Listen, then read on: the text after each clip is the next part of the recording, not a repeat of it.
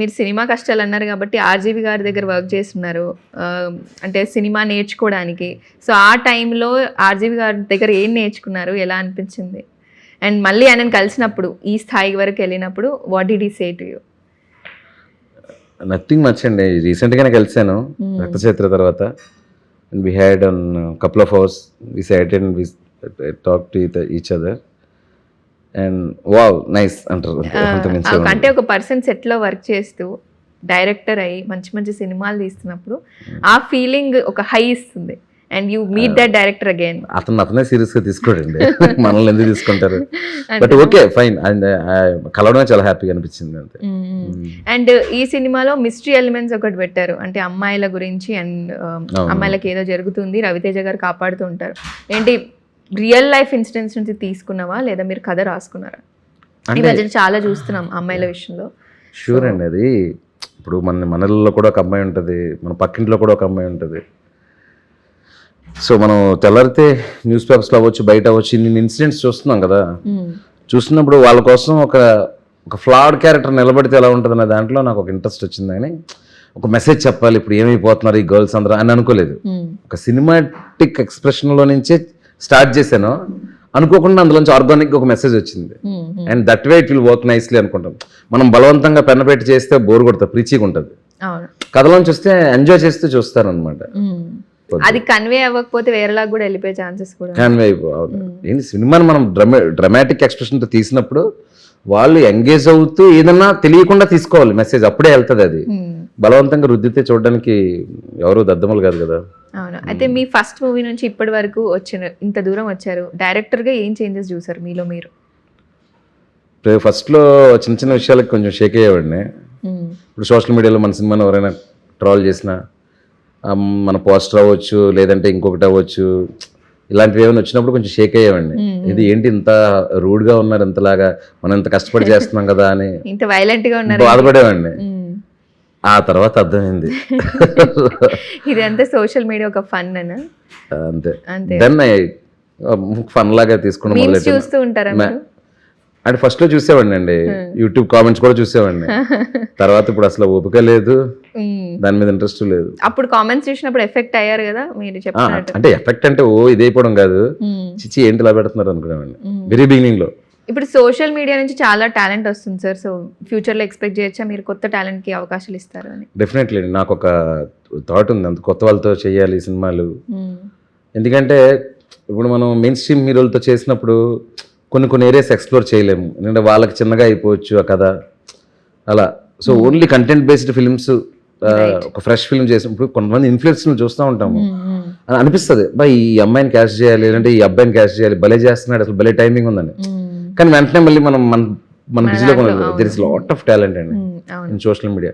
Shock అవుతూ ఉంటాను కొన్ని, ఎలా చేస్తున్నారు రా బాబు అని. నాకు సడన్గా పేర్లు గుర్తురావు, కానీ హిందీ అనుకుంటా అమ్మాయి, చాలా ఎక్కువ చూస్తుంటాను అమ్మాయి పర్ఫార్మెన్స్ కానీ ఇది కానీ. చాలా ఉన్నారు, చాలా మన తెలుగులో కూడా చాలా మంది ఉన్నారు. సార్ అయితే నానితో మీరు సినిమా తీశారు, అప్కమింగ్ ఏమైనా మేము ఎక్స్పెక్ట్ చేయొచ్చా నాని గారితో మూవీస్? నాని గారితో ఎప్పుడు నాకు చాలా బాగుంటుందండి. అంటే పర్సనల్ లెవెల్లో రిలేషన్షిప్ కూడా చాలా బాగుంటుంది, ప్రొఫెషనల్లీ కూడా ఇద్దరివి చాలా మ్యాచ్ అవుతాయి. అంటే ఒక కన్విక్షన్తో ఒక స్టోరీని అనుకోవడం కానీ, ఆ స్టోరీకి ఏం కావాలో ఆ టెక్నీషియన్ని ఇలా అయితే బాగుంటుంది శివ, అలా అయితే నేను ఏదైనా మైండ్లో ఉంటుంది అది ఇలా చెప్పబోయేసరికి అదే నాన్నగారు చెప్తుంటారు. ఆయన మైండ్లో ఏదైనా ఉండి నేను చెప్తూ ఉంటే శివ ఎగ్జాక్ట్ నేను అదే అనుకున్నాను. అలా సందర్భాలు చాలా ఉంటాయి. కానీ ఏంటంటే కదండి, ఇప్పుడు ఏదో ఒకటి, ఇప్పుడు నాన్నగారు నేను కాంబినేషన్లో ఏదో సినిమా చేద్దామని ఇరికిచ్చేసి రుద్దేసి అలా కాకుండా ఆర్గానిక్గా ఒక మంచి స్టోరీ. ఫస్ట్ నేను చాలా కాన్ఫిడెంట్గా ఉండాలి, ఇది 3వ సినిమా మాకు అంటే అదిరిపోతుంది. అలాంటి స్టోరీ ఉన్నప్పుడు ఇట్స్ ఫోన్ కాల్ అవే. అలాగే సమంత గారితో క్రియేటివ్ కెమిస్ట్రీ ఉంది మీకు. ఇప్పుడు తన ప్రెగ్నెన్సీ కూడా ఎంజాయ్ చేస్తున్నారు జర్నీలో. సో చాలా మూవీస్ చేస్తున్నారు, మీ దాంట్లో సగం మూవీస్ ఆమె హీరోయిన్ గా ఉంటారు. ఆమెతో బాండ్ ఎలా ఉంటుంది అండ్ ఎక్స్పెక్ట్ చేయొచ్చు ఆమెతో కూడా మూవీస్? వెరీ గుడ్ బాండ్ అండి, వెరీ ఎమోషనల్ బాండ్. నేను చాలా సందర్భాల్లో చెప్పాను శామ్ గారికి యాక్టింగ్ నేను ఫ్యాన్ అని. సెట్స్లో నేను తను యాక్ట్ చేస్తున్నప్పుడు నేను యాక్షన్ కట్ చెప్పడం నేను చాలా ఎంజాయ్ చేస్తాను అనమాట. And in that way fun ఉంటుంది, స్క్రిప్ట్ గురించి మాట్లాడుకుంటాము, చిన్న చిన్న గొడవలు ఉంటాయి ఇద్దరికి మధ్యలో, బాగుంటుంది. I respect her a lot. Your favourite film that you wish you had directed?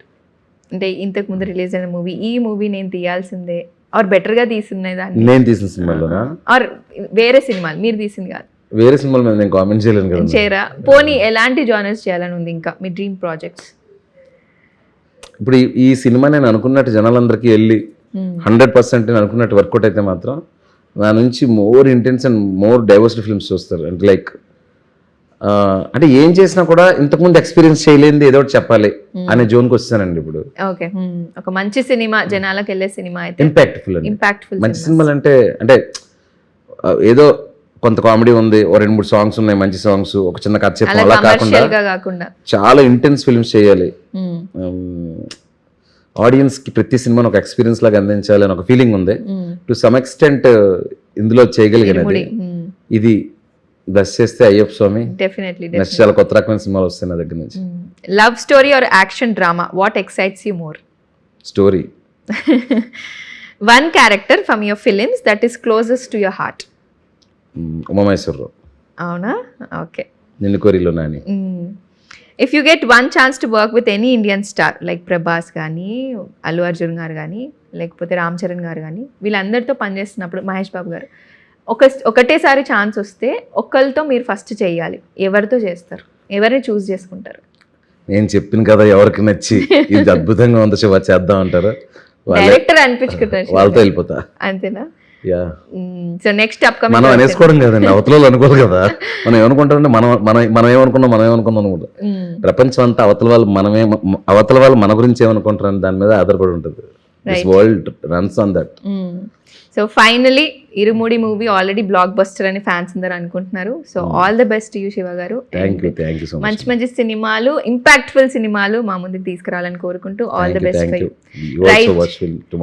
Definitely sir. Right, అది శివ నిర్మాణ గారితో రవితేజ గారి మూవీ వస్తోంది ఇరుముడి. సో August 25 తప్పకుండా థియేటర్స్లో వెళ్ళి చూసేయండి. మరి ఇలాంటి ఎన్నో అప్డేట్స్ కోసం stay tune to Sakshi TV cinema. This Likhitha signing of.